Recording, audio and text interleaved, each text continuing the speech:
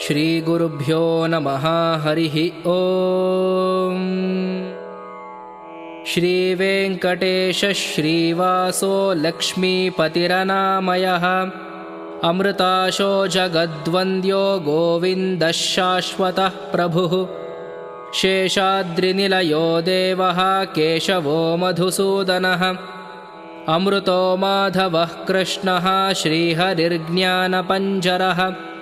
श्रीवत्सवक्षाः सर्वेशो गोपालः पुरुषोत्तमः गोपीश्वरः परं ज्योतिर्वैकुण्ठपतिरव्ययः।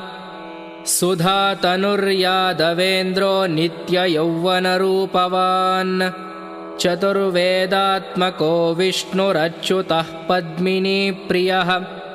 धरापतिः सुरपतिर्निर्मलो देवपूजितः चतुर्भुजश्चक्रधरस्त्रिधा त्रिगुणाश्रयः।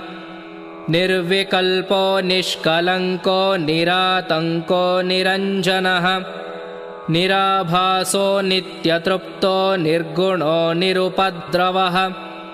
गदाधरः शाङ्खपाणिर्गण्डकी शङ्खधारकः अनेकमूर्तिरव्यक्तः कटिहस्तो वरप्रदः। अनेकात्मा दीनबन्धुरार्तलोकाभयप्रदः।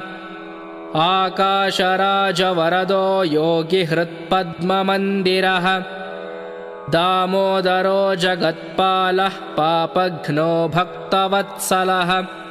त्रिविक्रमः शिंशुमारो जटामुकुटशोभितः शङ्खमध्योल्लसन्मञ्जुकिङ्किणाढ्यकरण्डकः।